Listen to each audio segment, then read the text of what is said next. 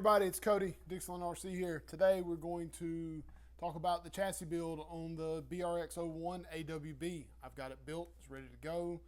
Haven't really picked out electronics. Probably going to go with one of my servos and probably a Fusion SE. That's probably going to be that's the go-to for any like trail build, really. Also, I put the sliders on it. These are the ones that come in the kit that go with the body, just because I wanted to see what it was. So we're going to overview all this stuff here. Of course, right after this, you're going to see me build it. It is a time lapse. You know, it's the quickest way I can get it. I can show you guys how to build it.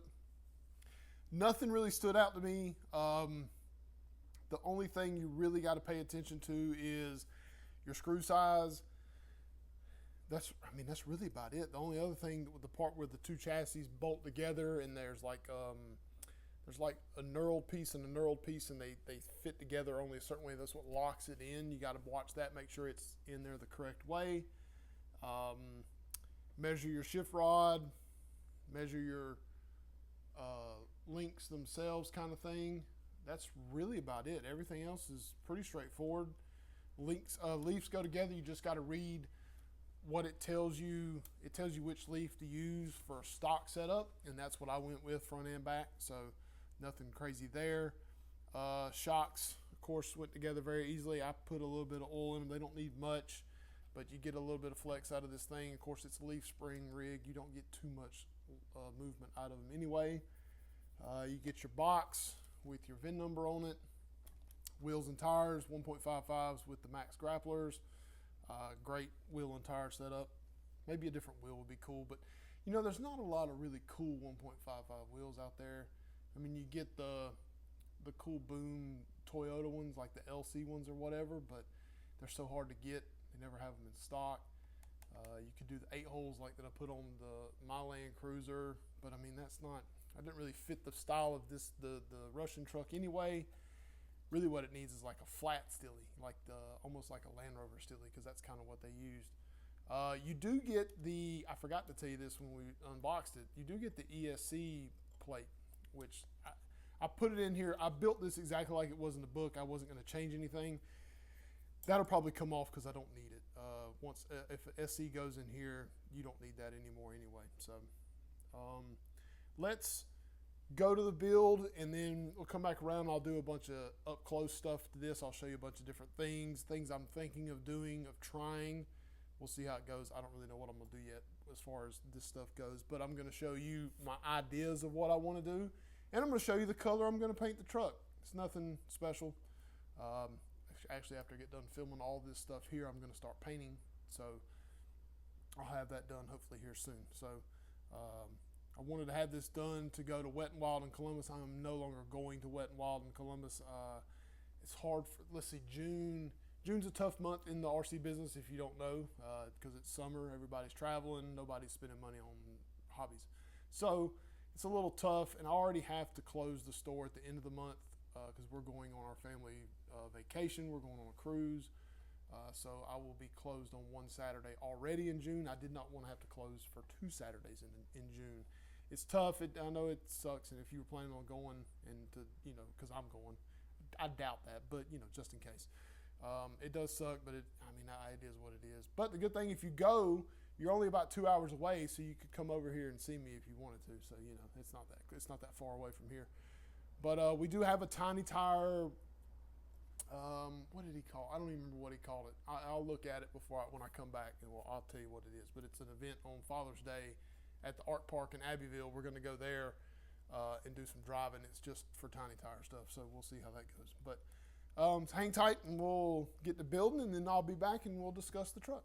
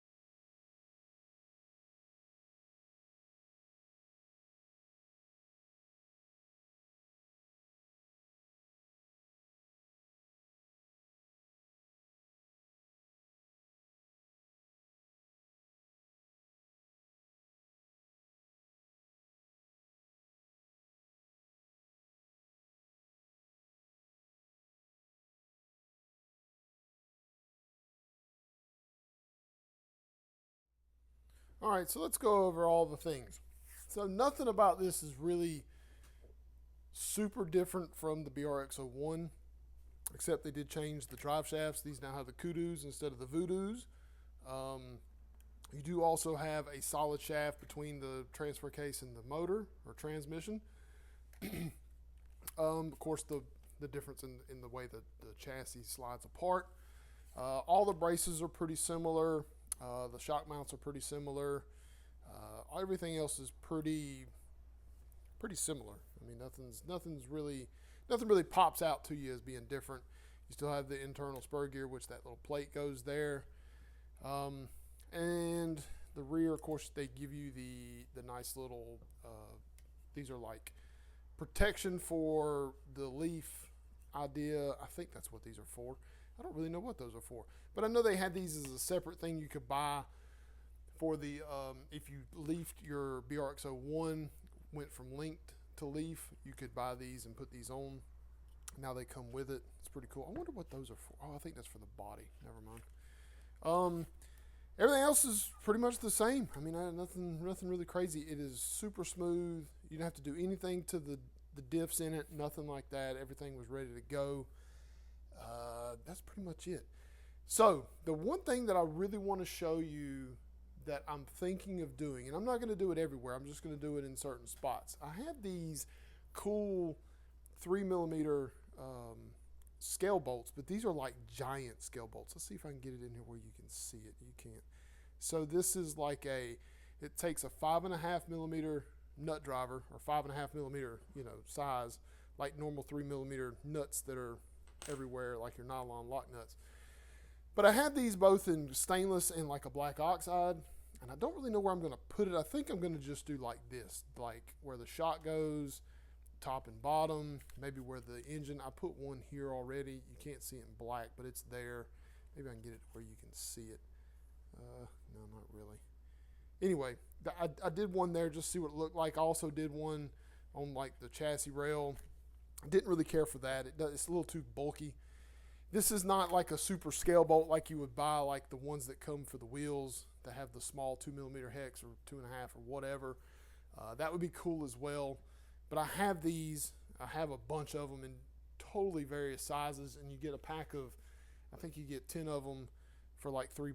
They're like all kinds. I have all kinds of different sizes and whatever. So for builds that it needs, it's a really cool idea. I guess it wasn't as cool as I thought it was because nobody's really bought any. But first time I ever saw them was somebody built a Vanquish Optic H10, and they used them for the knuckles. I thought that was cool, so I found somewhere that had them, and I bought a bunch of them. So you didn't have to, because most places where if you find those, you got to buy 100 at a time. So I bought 100 at a time, so you didn't have to buy 100 at a time. So you can buy 10 at a time and not have to buy a ton of them, and plus it saves you a little bit of money. So I don't really know. I don't know if I'm going to go black or silver. What you guys think?